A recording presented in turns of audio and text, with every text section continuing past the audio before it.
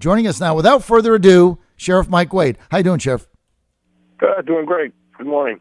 Let's go right to your district and the fact that Emily, who I respect a lot, said she ran all the numbers 5 ways to Wednesday, and she says Trump is going to carry the 4th district, and so is Mike Wade. I mean, what's going on here? Well, I think we've been around the district,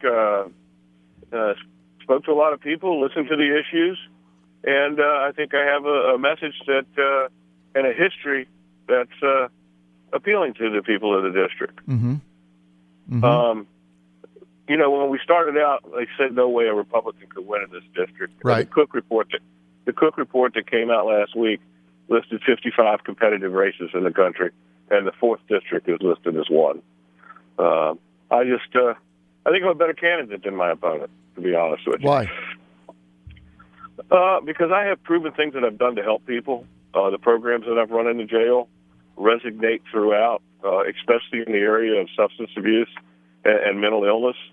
It's a huge problem that's faced by the nation, and I've come up with low-cost solutions to a lot of those issues. And my opponent has nothing that he can say that he's actually done to help people. And those are not my words. Those are the words I heard in church on Sunday in one of the African-American churches. Now, Sheriff, in order to be competitive in this district and to win, you're going to have to get a higher percentage of the African-American vote in the 4th district than normally Republicans get just across the table. How do you plan to do that? Well, I'm talking about what we've done. And seriously, 15,000 people have been through our drug program in the jail. Even when I spoke before the panel I spoke before the League of Voters in Richmond, and fairly Democratic, one of the ladies on the panel commented on how she knew 2 people that had been through our program and had gotten help. Petersburg has an awful problem, management. They had a forum. They didn't have a forum. They had a town hall meeting, and I appeared at the meeting. We were both invited, and my opponent didn't show up. So I think being accessible, which I have a history of as sheriff, knowing that I care about people, resonates very well in that community. Let's go to the presidential election. I have no doubt in my mind Trump is going to win. He's going to be the next president of the United States. If you get to Congress, what level of comfort do you have in getting on the same page with what could be a President Trump in regards to his economic plan, cutting taxes, the child care, tax credit and subsidy that he outlined the other night, putting tariffs on, we just mentioned the Ford Motor Company building their small car plants in Mexico. They ship the cars over. There's no tariff. I mean, come on, Sheriff. I mean, what country allows this to happen? I'm 100% behind Trump on those issues.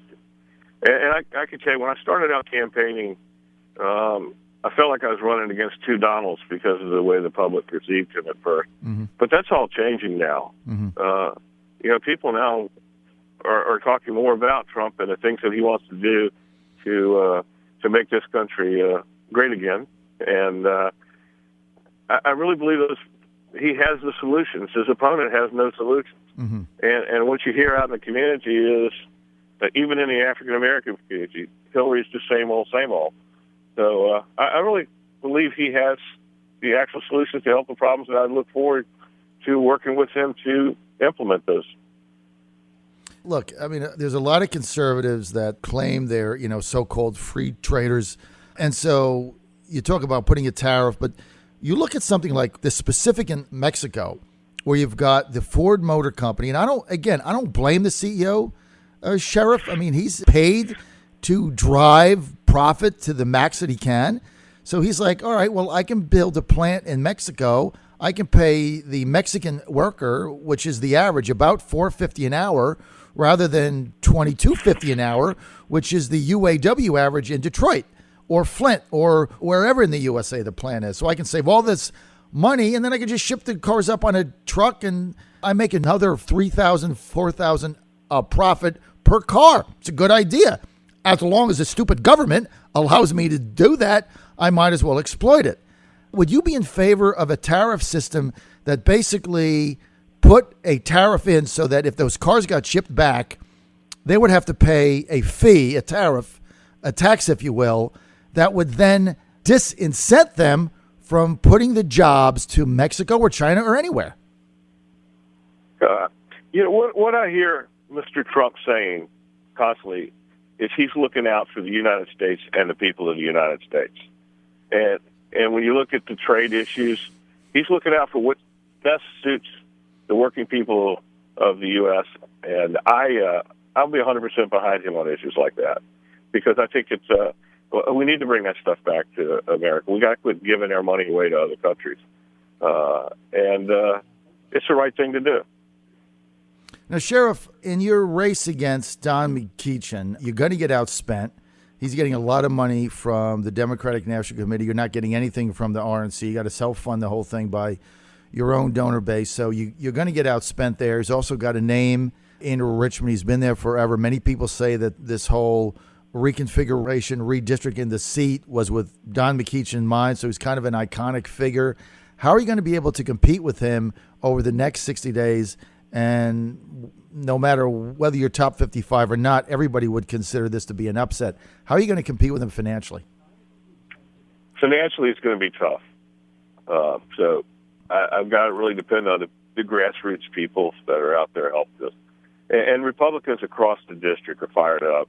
You've got those that don't want to lose the seat and those that have never had the opportunity to vote for a Republican before in areas like Richmond, Eastern Henrico, Charles City County.